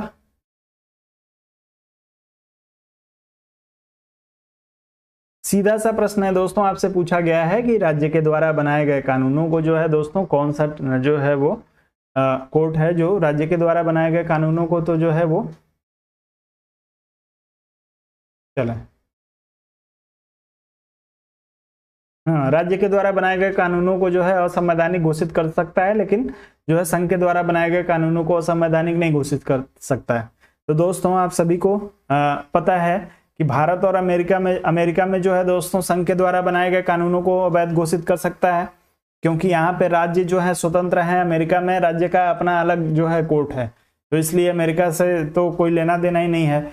भारत की बात करेंगे दोस्तों, तो भारत में जो है वो जो आपका सुप्रीम कोर्ट है वो सर्वशक्तिमान है, वो चाहे राज्य के द्वारा बनाई गई विधि हो या सरकार के, किसी को भी जो है संवैधानिक घोषित कर सकता है। स्विस फेडरल ट्रिब्यूनल जो है दोस्तों, यहाँ पे आपके राज्य के द्वारा बनाए गए नियमों को तो जो है वो आपका स्विस फेडरल ट्रिब्यूनल खत्म कर सकता है, लेकिन संघ के द्वारा बनाए गए नियमों को जो है ये नहीं परिवर्तित कर सकता है। आप लोग इसको ध्यान रखेंगे तो आपका उत्तर जो होगा तीसरे विकल्प के लिए सही हो जाएगा, जो लोग तीसरे विकल्प की बात कर रहे हैं। चले अगला प्रश्न, चलें। अभिकथन और तर्क दिया है। ब्रिटेन की संसद संप्रभु है, इंग्लैंड की महारानी नाम मात्र राज्य प्रमुख है। अपना उत्तर करिएगा। चलें जी बिल्कुल। क्या हो गया, बाकी लोगों को भूख लग गई क्या? भूख लग गई या प्रश्नों को देख के सर दर्द करने लगा? चलें, अभी कथन दिया है और तर्क दिया है, उत्तर करेंगे तेजी से। आसान सा प्रश्न है।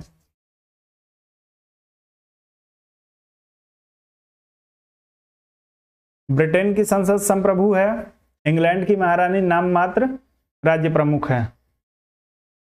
अब आप लोग इस प्रश्न को पता नहीं कैसे करते हैं, दिमाग को जो है आप लोग जेब में रख देते हैं क्या? जब भी कथन और कारण वाला जो है प्रश्न आपसे पूछा जाए तो आपको ये समझ में आना चाहिए, सबसे पहला चीज आपके दिमाग में, जब स्टेटमेंट को आपने पढ़ा, ब्रिटेन की संसद संप्रभु है, बिल्कुल संप्रभु है।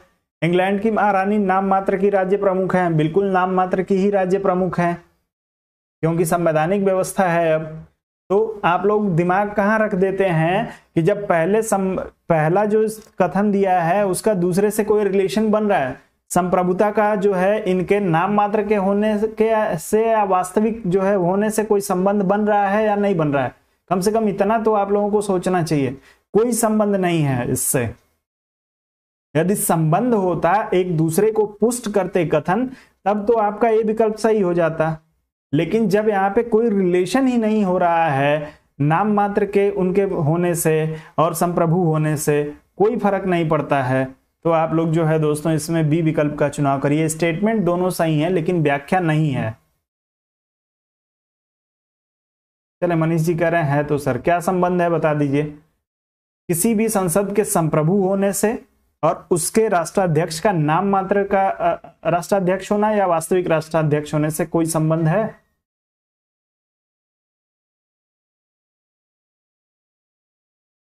कोई राष्ट्र संप्रभु इसलिए होता है क्या कि उसका जो है दोस्तों राष्ट्राध्यक्ष जो है वो नाम मात्र का है या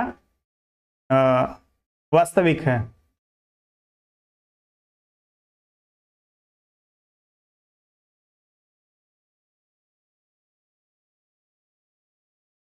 मैं कह रहा हूं कि दोनों स्टेटमेंट सही है, लेकिन जो है यहां पे व्याख्या नहीं है। व्याख्या इसलिए नहीं है क्योंकि संप्रभुता का राष्ट्राध्यक्ष के नाम मात्र का होने से और वास्तविक होने से कोई संबंध ही नहीं है। बस इतना कह रहा हूं। और संबंध जब होता तब आपका ए विकल्प सही होता।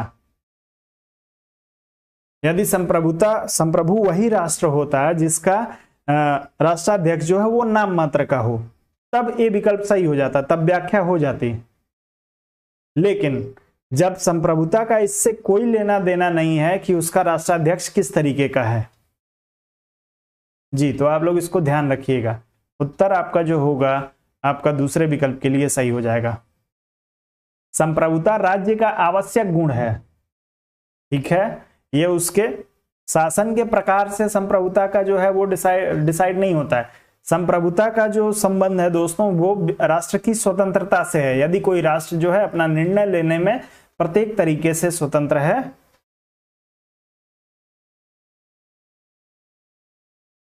अच्छा क्या होता तो सही होता, यदि संप्रभुता का संबंध राष्ट्राध्यक्ष से होता तो सही होता, लेकिन संप्रभुता का संबंध राष्ट्राध्यक्ष से नहीं होता है। प्रत्येक राज्य जो है दोस्तों वो संप्रभु है, संप्रभुता उसको जो है वो नैसर्गिक मिली हुई है प्रत्येक राष्ट्र को। यदि उसके ऊपर किसी दूसरे का कब्जा नहीं है, कोई दूसरा उसकी अपनी नीतियों को उसके ऊपर नहीं थोप रहा है, तो वो संप्रभु है। संप्रभुता राज्य का आवश्यक गुण है, इसको आप लोगों ने पढ़ा होगा। तो संप्रभुता राज्य का आवश्यक गुण है, उसका राष्ट्राध्यक्ष कैसा होगा इससे संप्रभुता का कोई लेना देना नहीं है। उसका राष्ट्राध्यक्ष तानाशाह होगा, उसका राष्ट्राध्यक्ष इलेक्टेड होगा, उसका राष्ट्राध्यक्ष मनोनीत होगा, उसका राष्ट्राध्यक्ष जो है वो वंशानुगत होगा, इससे कोई लेना देना संप्रभुता का नहीं होता है। चलिए, यदि भारतीय एक होना चाहते हैं और एक समान संस्कृति विकसित करना चाहते हैं, तब यह समस्त भारतीयों का अनिवार्य कर्तव्य है कि हिंदी को अपनी भाषा के रूप में अपनाएं। डैश डैश डैश, कोई भी भारतीय जो इस प्रस्ताव को नहीं मानता वह भारतीय कहलाने का अधिकारी नहीं है। निम्न में से जो है ये स्टेटमेंट किसका है, आप लोग उत्तर करेंगे। अंबेडकर जी को दिया हुआ है, बाला साहब देवरस को दिया है, डॉक्टर के.एन. मुंशी, सेठ गोविंद दास। तेजी से उत्तर करेंगे। हिंदी की इस तरीके से जो है वकालत जो है किसने की थी, यदि भारतीय एक होना चाहते हैं तो उनको जो है एक समान संस्कृति विकसित करनी होगी और हिंदी को अपनी राष्ट्रभाषा के रूप में स्वीकार करना होगा। चलें, हिंदी को अपनी भाषा के रूप में अपनाना होगा। तो ये सुझाव जो है दोस्तों आपके बी.आर. अम्बेडकर महोदय ने दिया था। जो लोग इसमें अम्बेडकर जी की बात कर रहे होंगे उन सभी का उत्तर बिल्कुल सही हो जाएगा। आगे बढ़ते हैं, अगले प्रश्न पे चलेंगे। अगला प्रश्न दिया है, निम्नलिखित में से किसने भारतीय समाज को राजनीतिक दृष्टि से अराजनीतिक समाज बताया है? राजनीतिक दृष्टि से अराजनीतिक समाज भारतीय जो है वो समाज को किसने कहा था? Rajni Kothari, Morris Jones, Stanley Kochanek और पाल आर ब्रास। चारों में से किसी एक का चुनाव कर लीजिए और उत्तर तेजी से करिएगा। चले,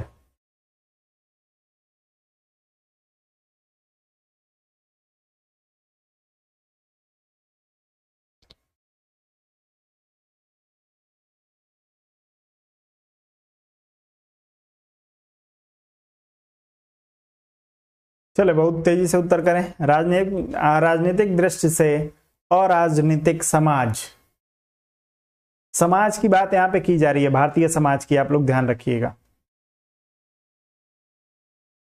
चले, सब लोगों का उत्तर जो है मॉरिस जोन्स के लिए आ रहा है।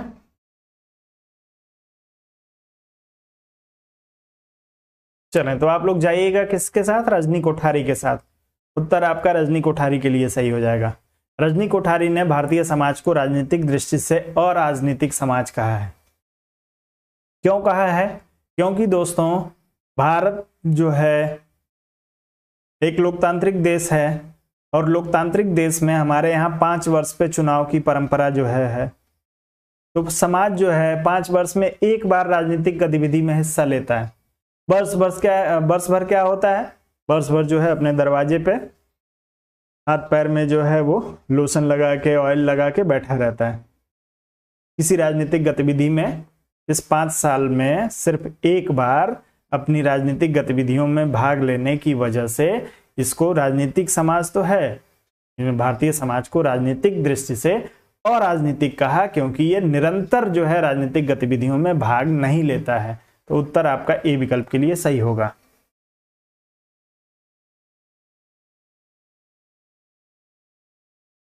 चलें,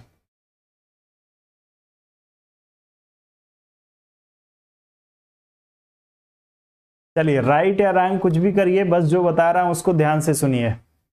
निम्नलिखित में से किस अधिनियम में प्रांतीय विषयों को हस्तांतरित और आरक्षित विषयों में विभाजित किया गया था? प्रांतीय और जो है वो आपको प्रांतीय विषयों को आरक्षित और हस्तांतरित दो भागों में बांटने का कार्य जो है किस अधिनियम में किया गया है? उत्तर तेजी से करेंगे आप सभी लोग।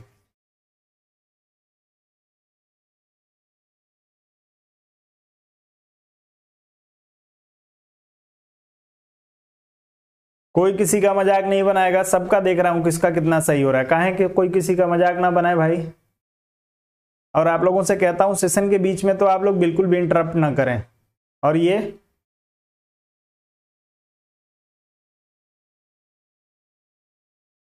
मैं क्लास में एक मर्यादा मेंटेन रखने का प्रयास करता हूं, आप लोग भी उसमें मेरा सहयोग करें।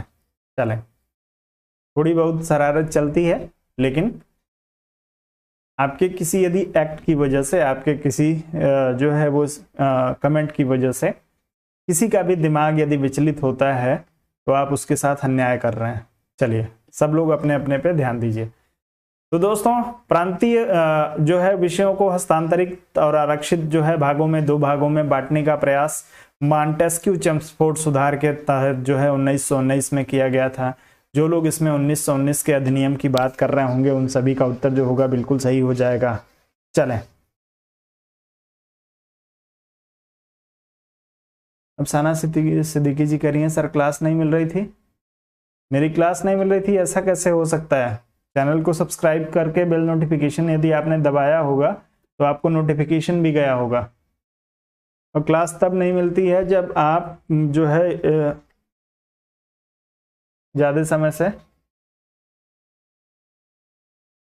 चले बिल्कुल, निम्नलिखित में से किसने भारतीय राजनीति में संत परक मुहावरे सेंटली एंडियम का विचार दिया? चलें अब उत्तर करिए। चलें, तो हो जाता है कभी कभी। उत्तर करेंगे सेशन आज का अफसाना जी जरूर देख लीजिएगा रिपीट करके।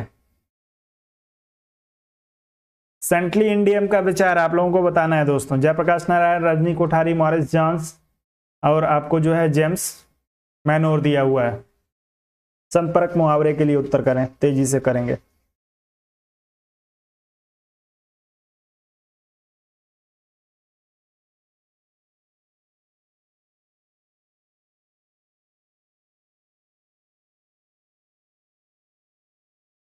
चलें, तो सेंटली इंडियम का जो विचार है दोस्तों ये आपके मॉरिस जोन्स के द्वारा दिया गया। बिल्कुल सही आप लोगों का उत्तर आ रहा है।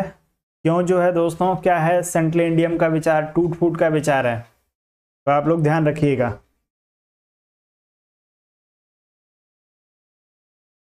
आपस में राजनीतिक दलों में के संदर्भ में जो है दोस्तों इन्होंने कहा था कि इन लोगों में आपस में जो है वो राजनीतिक दलों में आपस में जो है वो सामाजिक सहयोग की भावना इनके अंदर नहीं है, इसलिए जो है दोस्तों इन्होंने ये बहस की थी। तो आप लोग अपना उत्तर इसमें मॉरिस जॉन्स के लिए उत्तर सही होगा। आगे बढ़ते हैं। अगला प्रश्न जो है, निम्नलिखित में से किस सामाजिक आंदोलन को गैर पार्टी राजनीतिक गठन के रूप में बताया है? चलें, गैर पार्टी राजनीतिक गठन किस सामाजिक आंदोलन को जो है दोस्तों माफ करेंगे, किसने सामाजिक आंदोलन को, किस सामाजिक आंदोलन नहीं, किसने सामाजिक आंदोलन को गैर पार्टी राजनीतिक गठन के रूप में बताया है? रामचंद्र गुहा, रजनी कोठारी, पाल चटर्जी, टीके ओमन, चारों में से किसी एक को चुन लीजिए, तेजी से उत्तर करिएगा। चलें,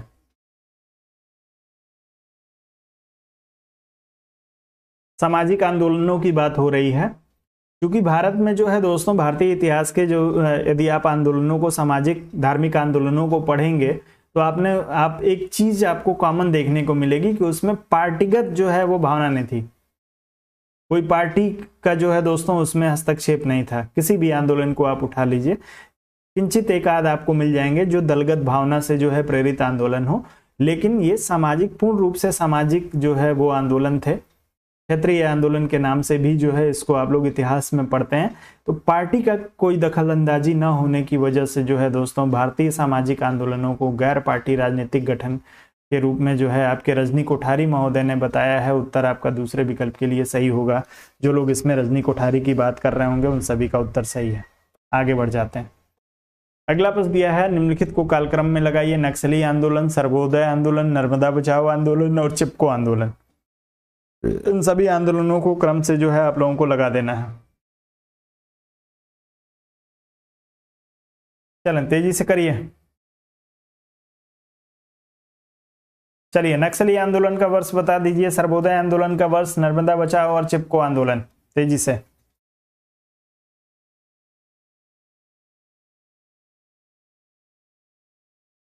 चले, अरे ईयर बताइए आप लोग, एबीसीडी ना बताइए, ईयर बताइए। नक्सली आंदोलन का वर्ष क्या है? अब बी विकल्प एक आदमी ने कर दिया, सब लोग बी विकल्प का जो है वो रटने लगेंगे। मुझे बताइए नक्सली आंदोलन का ईयर क्या है, किस वर्ष में नक्सली आंदोलन हुआ था? सर्वोदय आंदोलन बता दीजिए, एक तो बता दीजिए, कहां गया सर्वोदय आंदोलन? चले, वीरेंद्र कुमार जी नक्सली आंदोलन के लिए जो 1965 की बात कर रहे हैं। चले, बहुत ही बढ़िया। तो नक्सली आंदोलन जो है दोस्तों बेसिकली आपके 1967 में। चलिए,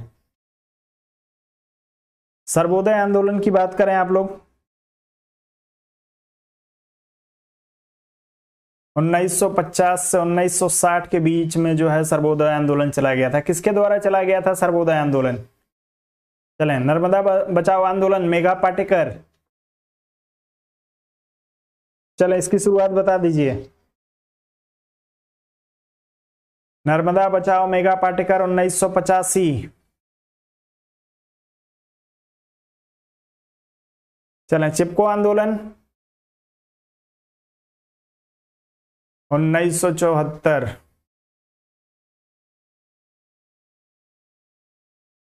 चलिए आगे बढ़ते हैं। अगला प्रश्न, कुछ चीजें ढूंढा करिए आप लोग जी। चलिए, जयप्रकाश नारायण के लिए उत्तर आ रहा है। ईयर सारा मैंने आपको बता दिया, उसके अनुसार उत्तर देख लीजिएगा यदि ना बताया हो तो। अगले प्रश्न पे आते हैं। निर्भया मामले के बाद गठित न्यायमूर्ति जीएस वर्मा समिति का सदस्य निम्नलिखित में से कौन था? जीएस वर्मा समिति जो है दोस्तों निर्भया मामले में जीएस वर्मा समिति का गठन किया गया था। उसके सदस्य का नाम आपसे पूछा गया है। न्यायमूर्ति फातिमा बीबी दिया है, न्यायमूर्ति लीला सेठ, न्यायमूर्ति सुधा मिश्रा, न्यायमूर्ति जी रोहिणी। चारों में से किसी एक का चुनाव करिए, उत्तर तेजी से कर दीजिए। जीएस वर्मा समिति का सदस्य इसमें से कौन था?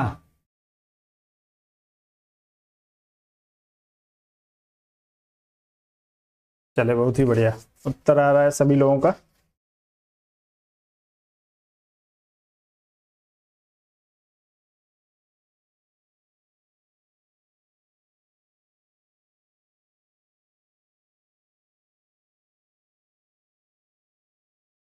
चलें, तो जो लोग इसमें न्यायमूर्ति लीला सेठ की बात कर रहे होंगे उन सभी का उत्तर जो होगा बिल्कुल सही हो जाएगा। जीएस वर्मा समिति में जो है न्यायमूर्ति लीला सेठ जो है सदस्य के रूप में काम कर रही थी। उत्तर आपका जो होगा वो दूसरे विकल्प के लिए सही हो जाएगा। आगे बढ़ते हैं। अगला प्रश्न, निम्नलिखित में से क्या भारत के निर्वाचन आयोग का कार्य नहीं है? कौन सा कार्य इसमें से भारत का निर्वाचन आयोग नहीं करता है? संसद, राज्य विधानमंडल, राष्ट्रपति और उपराष्ट्रपति चुनाव करवाना, निर्वाचक नामावली तैयार करना, मतों की गणना और परिणामों की घोषणा, किसी चुनाव को रद्द घोषित करना। तेजी से उत्तर करेंगे। चलें, तेजी से उत्तर करेंगे। कौन सा कार्य इसमें से निर्वाचन आयोग का नहीं है?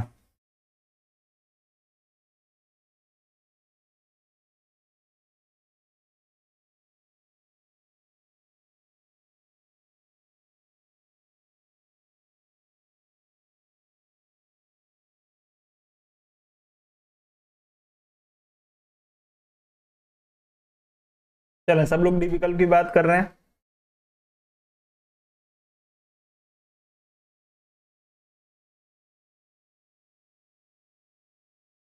कौन करता है निर्वाचन, माफ करेंगे, चुनाव परिणाम को रद्द घोषित कौन करता है?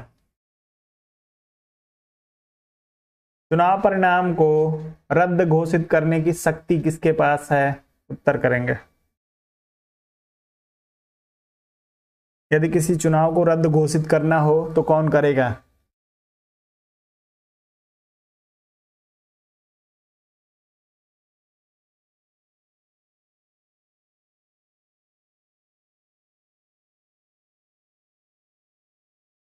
चलें, रिटर्निंग ऑफिसर, सुप्रीम कोर्ट की बात आ रही है। चलें देखिए, चुनाव को रद्द घोषित करना हो तो करेगा तो यही निर्वाचन आयोग ही करेगा, लेकिन बिना राष्ट्रपति के सलाह के जो है वो नहीं कर सकता है। तो इसमें राष्ट्रपति की दखल अंदाजी होती है, आप लोग ध्यान रखेंगे। बिना राष्ट्रपति की अनुमति के किसी के चुनाव को ये जो है वो अवैध घोषित नहीं कर सकता है। उत्तर आपका डी विकल्प के लिए बिल्कुल सही है। अगले प्रश्न पे चलते हैं। अगला प्रश्न दिया, भारत में राष्ट्रीय अखंडता दिवस निम्नलिखित में से किस तिथि को मनाया जाता है? राष्ट्रीय अखंडता दिवस के लिए उत्तर करेंगे आप लोग।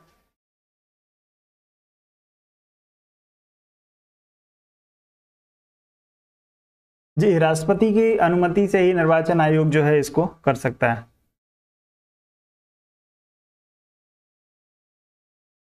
अब बताइए राष्ट्रीय अखंडता दिवस के लिए।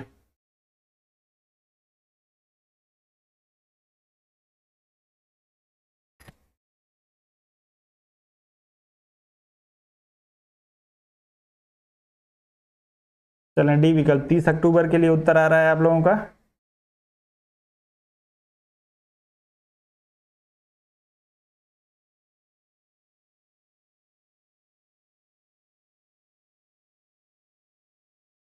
चलें, तो राष्ट्रीय अखंडता दिवस जो है दोस्तों 19 नवंबर को इंदिरा गांधी जी की जयंती के दिन जो है मनाया जाता है। आप लोग ध्यान रखिएगा, इंदिरा गांधी जी की जयंती की तिथि को 19 नवंबर को राष्ट्रीय अखंडता दिवस के रूप में मनाया जाता है।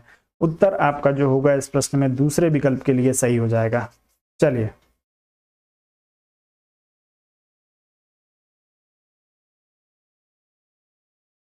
चलें, 19 नवंबर को इंदिरा गांधी जी की जयंती को राष्ट्रीय अखंडता दिवस के रूप में हम लोग मनाते हैं। राष्ट्रीय मतदाता दिवस कब मनाया जाता है? मतदाता दिवस कब मनाया जाता है? उत्तर करेंगे तेजी से।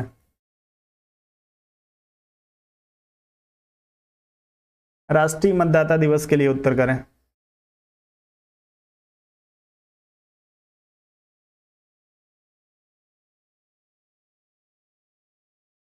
चलें, बिल्कुल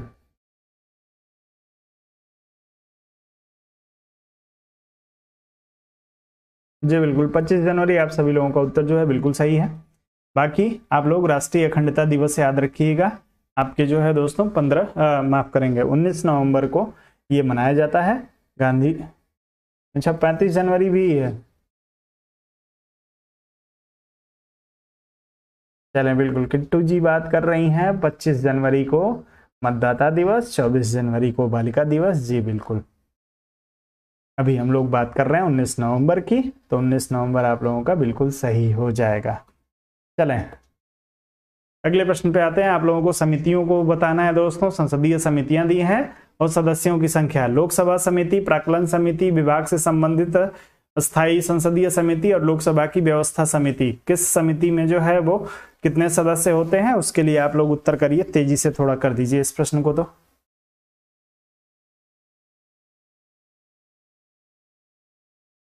चलिए, हो गया वो जो है वो अंगूठा थोड़ा सा इधर उधर हो गया, तो वो 25 की जगह 35 टाइप हो गया। मैंने थोड़ा सा हंसी मजाक किया, तो अब आप लोग तो पीछे ही पड़ गए। वो टाइपिंग एरर है।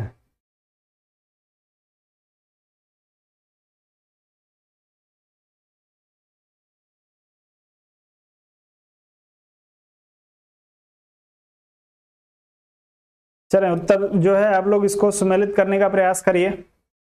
चलें, तो यदि लोक लेखा समिति की बात करेंगे तो आप सभी को पता है दोस्तों, लोक लेखा समिति में जो होते हैं 22 सदस्य होते हैं, कम से कम 20 बार कराया होगा। प्राक्कलन समिति की बात करेंगे दोस्तों तो आपको पता है जो है 30 सदस्य होते हैं इसमें। विभाग से संबंधित स्थायी संसदीय समिति की बात करेंगे तो संसदीय समिति जो है ये दोस्तों इसमें 45 सदस्य होंगे। और जब आपसे लोकसभा की व्यवस्था समिति की बात की जाएगी तो व्यवस्था समिति में जो होंगे दोस्तों वो 15 सदस्य होंगे। तो आप लोग देख लीजिए, आपका ए का 2 हो जाएगा और बी का जो हो जाएगा 4 हो जाएगा। ए का 2 और बी का 4।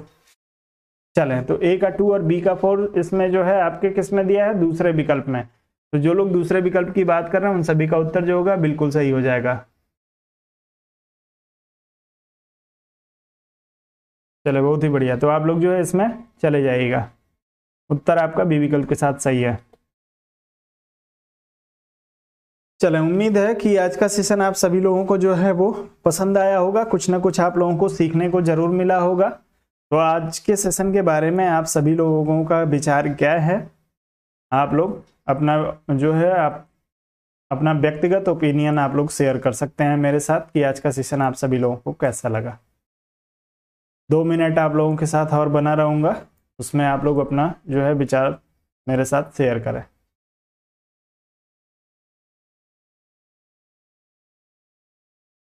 कल संडे था इसलिए क्लास नहीं हो पाई।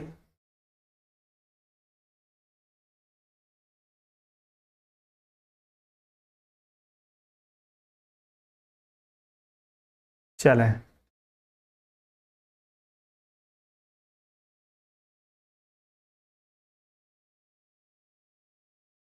जी थोड़े से जो है वो आज स्तरीय प्रश्नों को मैंने जानबूझ के रखा है, क्योंकि सामान्य प्रश्नों को इतनी बार करा चुका हूं आप लोगों के, बहुत जो है वो कोई प्रश्न मैंने छोड़ा नहीं है संभवतः।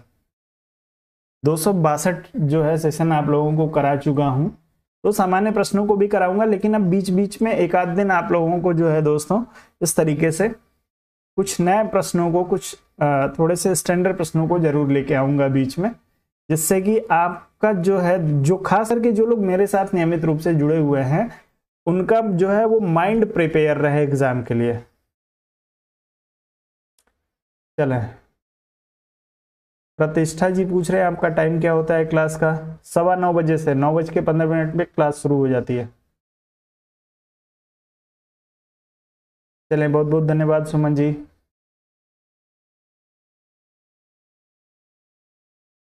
अरे रोज ले आऊंगा तो आप लोग भाग जाते हैं। आज ही के सेशन में देख लीजिए, आधे लोग जो है वो भाग गए 35-40 मिनट की क्लास के बाद ही।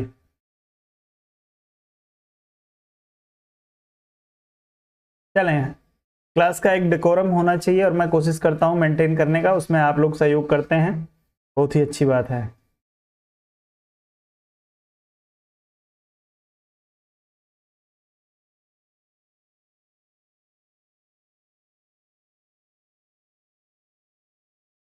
चलें, जी बिल्कुल। थोड़े से प्रश्नों का स्तर उठाना पड़ेगा, जानबूझ के उठा रहा हूं। आप सभी को पता है दोस्तों कि एग्जामिनर जो है वो चेंज होंगे, आपके बोर्ड के सारे मेंबर चेंज हो गए हैं, तो अब नए एग्जामिनर आएंगे तो वो कोई ज़रूरी नहीं है कि ट्रेडिशनल प्रश्न ही बनाए, तो उसकी वजह से थोड़ा सा प्रश्नों को जो है वो आप लोगों को अपने आपकी जो तैयारी है वो थोड़ी सी मॉडरेट होनी चाहिए।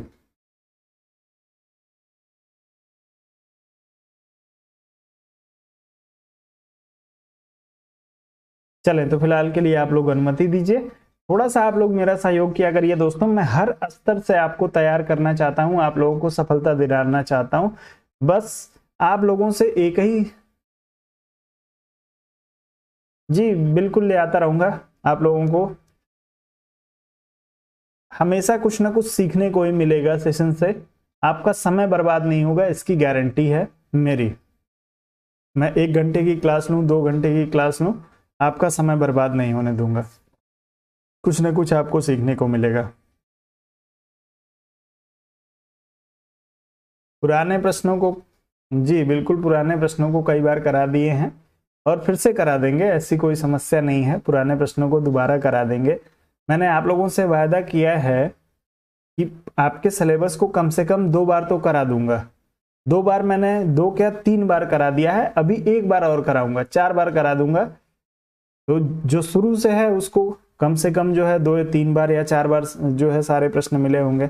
जो अब नए नए जो लोग जुड़ रहे हैं उनको भी रिपीट कराऊंगा, अभी 1 बार और कराऊंगा। तो आप लोग जो है जरूर, आपके एग्जाम से पहले आपका कोई भी हिस्सा मैं अपनी तरफ से कमजोर छोड़ने का प्रयास नहीं करूंगा।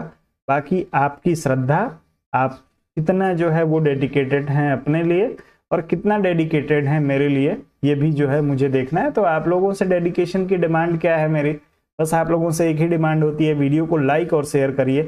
थोड़ा सा अपनी संख्या पे जो है दोस्तों आप लोग ध्यान रखिए, संख्या को मेंटेन करेंगे, मेरा एनर्जी लेवल बूस्ट रहेगा, तो मैं हमेशा आप लोगों के लिए जो है वो मेहनत करूंगा। देखिए किसी को जो है दोस्तों यदि कोई मोटिवेशन ना मिले तो मेहनत करना नहीं चाहता है। यदि आप लोग जो है दोस्तों ऐसे ही बने रहेंगे तो मैं भी ऐसे ही जो है आप लोगों के लिए हल्के फुल्के प्रश्न लेके आते रहूंगा। कौन मेहनत करने जाए? कुछ प्रश्नों को ढूंढना, नए प्रश्नों को ले आना, कुछ नए टॉपिक को एक्सप्लेन करना, इन सब में एनर्जी लगती है, इसमें इच्छा शक्ति की जरूरत होती है। तो उसके लिए आप लोगों को मेरा सहयोग करना पड़ेगा। चले प्रतिष्ठा जी करिए। सर क्या हर बार नया सदस्य? जी नहीं, हर बार नए सदस्य नहीं चुने जाते हैं। इन लोगों का, पुराने जो लोग थे उनका टेन्योर पूरा हो गया था। मीनाक्षी जी पूछ रहे हैं एग्जाम कब होगा। देखिए जनवरी लास्ट, फरवरी में जो है वो जनवरी लास्ट और फरवरी में एग्जाम की जो सूचनाएं मिल रही हैं वो मिल रही हैं। अभी कोई ऑफिशियल सूचना नहीं है, लेकिन आप लोग जो है वो जनवरी को अज्यूम करके तैयारी कर सकते हैं।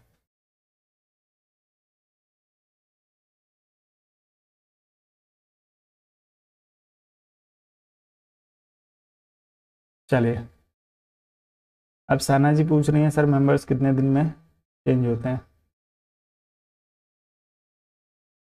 देखिए ये सरकार के ऊपर है और नॉर्मली 10 ईयर में 10 साल का शायद टेन्योर होता है, इसमें बदल जाते हैं।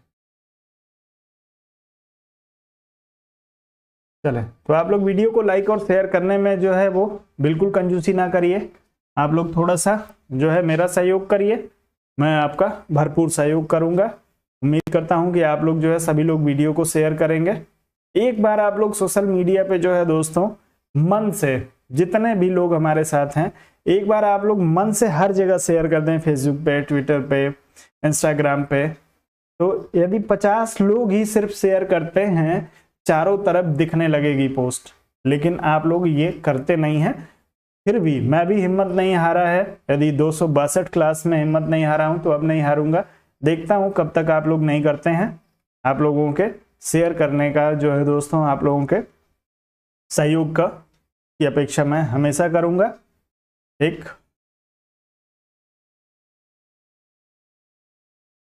हमारे टाइम पर ही सदस्य चेंज होने थे।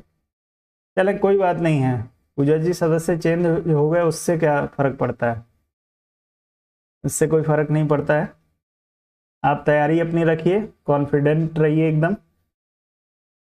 मैं आप लोगों का कोई पक्ष कमजोर नहीं छोड़ता हूं, तो इसलिए आपको घबराना नहीं है कि सदस्य चेंज हो गए तो कुछ वो कहीं से जो है मंगल ग्रह से कोई सवाल उठा के लेके चले आएंगे। सवाल आपके सिलेबस से ही आएंगे। अच्छे से पढ़िए, समझिए, जो चीज़ नहीं समझ में आती है हमसे पूछिए। मैं आप लोगों का सहयोग करने के लिए हमेशा तत्पर बैठा हूँ। मैं आप लोगों का सहयोग करूँगा जहाँ पे आप लोगों को समस्या होगी। रमाशंकर जी पीडीएफ के लिए जी बिल्कुल मैं प्रयास कर रहा हूँ पीडीएफ के लिए कि आप लोगों का पीडीएफ जो है मिलने लगे आप लोगों को। एक्चुअली जो पीडीएफ के लिए जो काम करते थे वो उन्होंने जो है वो आना ही बंद कर दिया है इस समय। इसकी वजह से पीडीएफ आप लोगों का प्रभावित हो रहा है।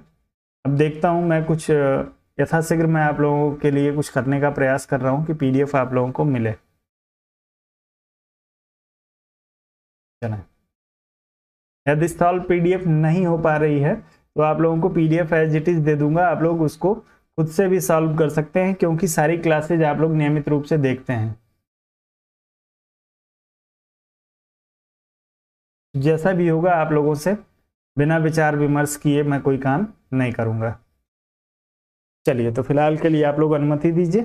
मिलते हैं दोस्तों कल एक नए सेशन में, तब तक के लिए